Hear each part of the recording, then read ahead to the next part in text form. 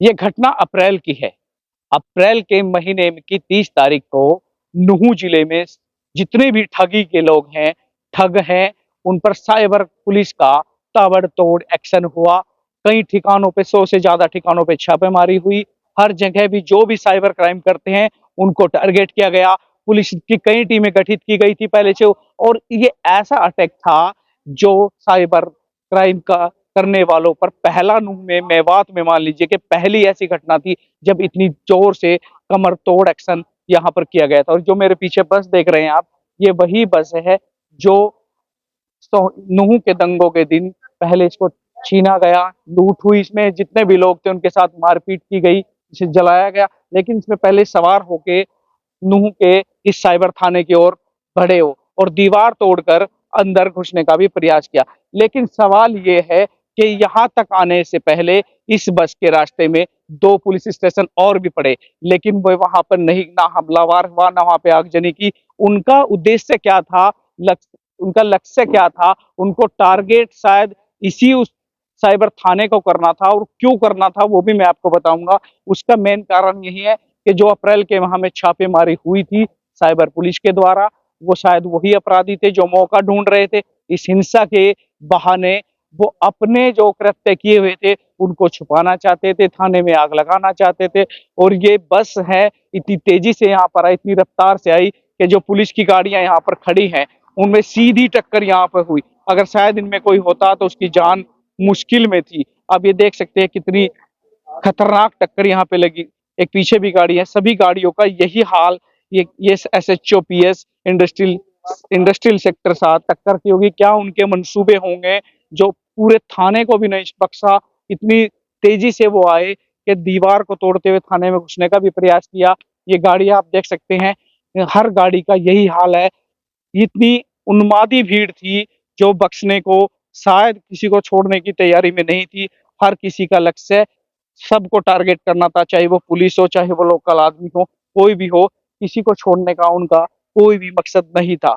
और मैं ले चलूंगा उधर थाने की ओर, वो दीवार भी आपको दिखाऊंगा जहां पर ये जो भीड़ है इस गाड़ी के जरिए पहुंची यहाँ पर, और गाड़ी पे सवार होकर के इस थाने में घुसने का प्रयास भी किया। मैं कहूंगा विनोद जी थोड़ा ये दिखाए, ये दीवार दिखाए, इस दीवार से सीधी टक्कर मारकर साइबर, जो आपको ये भी बता दें कि जितने भी यहाँ पर उस दिन ड्यूटी पे जो लोग थे, सरकारी मुलाजिम कह लीजिए, साइबर पुलिस के, हरियाणा पुलिस के जवान थे, उन्होंने भागकर अपनी जान बचाई। कुछ ने फायरिंग भी की। और ये पुलिस स्टेशन साइबर क्राइम की यही वो स्टेशन है। ये सामने आप दीवार देख सकते हैं, इसी दीवार से बस की सीधी टक्कर हुई थी और घुसने का प्रयास किया गया। गाड़ियां अंदर भी हैं, सभी गाड़ियों में तोड़फोड़ की गई। जितनी गाड़ियां यहाँ बाहर खड़ी थी मैं वो भी दिखाऊंगा जिनमें जिनको आग के हवाले कर दिया गया, आगजनी की गई। और 3-4 गाड़ियां लगभग यहाँ साइबर थाने में उस वक्त खड़ी थी, उन सभी को आग के हवाले कर दिया गया।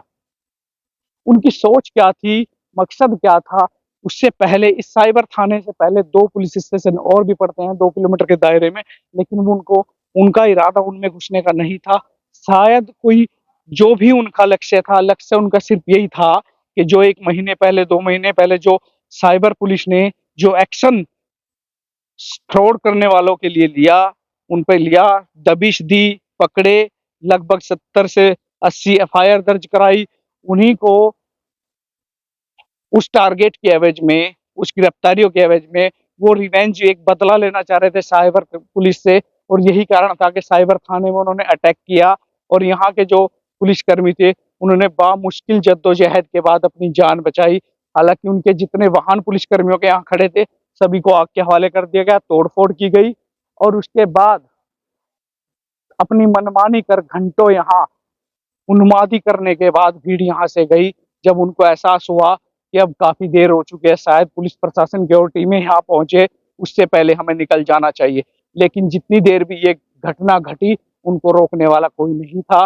कोई भी पुलिसकर्मी, 2-4 पुलिसकर्मी जितने यहाँ थे, उन्होंने बामुश्किल अपनी जान बचाई। तो देखा आपने किस तरीके से ये पुलिस प्रशासन पर भी हावी होते दिखे। लेकिन सवाल अब यही है, क्या खट्टर सरकार, क्या हरियाणा का पुलिस प्रशासन अब कितनी तैयारियां इनकी हैं, क्या बदला लेगा, क्या उन पर कितनी कठोर कार्रवाई कर पाएगा कि नहीं कर पाएगा। अगर कोई अब भी कठोर कार्रवाई इन पर नहीं होती है तो ये आने वाले समय में हरियाणा प्रशासन के लिए, हरियाणा में समरसता के लिए हरियाणा में कानून व्यवस्था के लिए कहीं ना कहीं गंभीर परिणाम इसके भुगतने पड़ सकते हैं। तो आप भी जुड़ रहे हेडलाइंस उत्तर प्रदेश के साथ। मैं कुलदीप सिंह नूह।